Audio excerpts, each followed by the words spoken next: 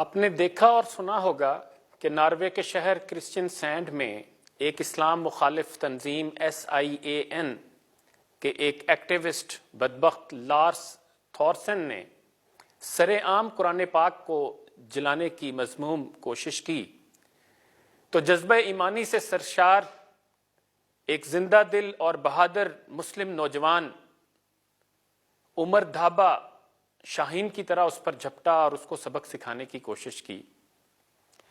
इस नौजवान की इस बेबाक कोशिश पर मुझे अल्लामा इकबाल रहमतुल्लाह अलैह की वो बात याद आ गई जो उन्होंने एक मजलिस में गाजी इल्मदीन शहीद रहमतुल्लाह अलैह के बारे में कही थी कि हम तो बातें करते रह गए, लोहारों का बेटा बाजी ले गया। बेखतर कूद पड़ा आतिशे नमरूद में इश्क, अक्ल है महवे तमाशाए लबे बाम अभी। ऐसे मामले में अक्सर मेरे जैसे गुनाहगार तो बस अक्ल से सोचते रह जाते हैं कि अगर कानून को हाथ में लिया तो क्या होगा।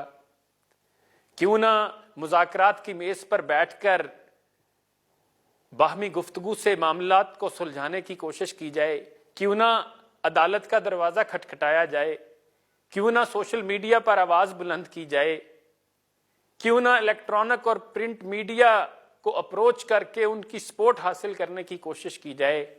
मगर ये सब अकल की बातें हैं।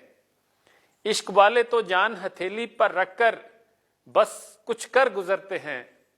वो दुनियावी अंजाम से जो है वो मावरा होते हैं। उन्हें परवाह नहीं होती कि दुनिया उनके बारे में क्या कहेगी, उनकी शहरियत का क्या बनेगा, उनके कारोबार नौकरी और स्टेटस को तो कोई नुकसान नहीं पहुंचेगा। वो तो बस जो है वो इन सब चीज़ों को ठोकर पर रखते हैं और कुछ कर गुजरते हैं। मैं समझता हूं कि उमर धाबा की ये वारदात भी एक इश्किया वारदात है। ये उसके ईमानी बांकपन का इजहार है। इकबाल ने कहा, मकामे बंदगी दीगर मकामे आशकी दीगर, ज़नूरी सजदा मी खाही ज़िखा की बेशज़ा खाही। बंदगी का और मुकाम है, आशकी का और मुकाम है। फरिश्तों से वो तस्बीह और सजदे और अज़कार चाहता है, लेकिन इस खाकी पुतले से कुछ बढ़ के चाहता है कि ये खाकी पुतला ये दुनिया और इसकी सारी नेमतें, इसकी सारी आसाइशें, इसकी सारी सहूलतें और इसके सारे मनासिब और इसके सारे एजाज़ात उसकी राह में कुर्बान कर दे और इन सब को ठोकर पर रखे। खाकी पुतले से वो ये चाहता है। तौहीद तो ये है कि खुदा हश्र में कह दे, ये बंदा ज़माने से खफा मेरे लिए है। नॉर्वे भी एक स्कैंडिनेवियन कंट्री है और हमारे इस नौजवान का नाम भी उमर है। तो इन दोनों की निस्बत से मुझे एक वाक़या याद आ गया जो हमारे एक बुज़ुर्ग दोस्त डॉक्टर गुलाम हुसैन, जो एक साबिक वफाकी वज़ीर रहे हैं, उन्होंने सुनाया। वो हर साल गर्मियों में अपने बेटों के पास स्वीडन चले जाते हैं, तो वहाँ की सोशल सिक्योरिटी वालों से उनका एक डायलॉग हुआ। तो उन्होंने उनसे कुछ चीज़ें मांगी कि मैं पढ़कर जान सकूं कि आपका निज़ाम किस तरह से काम करता है। तो उन्होंने जो बुकलेट भेजी, डॉक्टर साहब कहते हैं कि उसको पढ़ते ही जो पहली एक दो लाइनें थीं वो पढ़कर मेरी आंखों से आंसू जारी हो गए।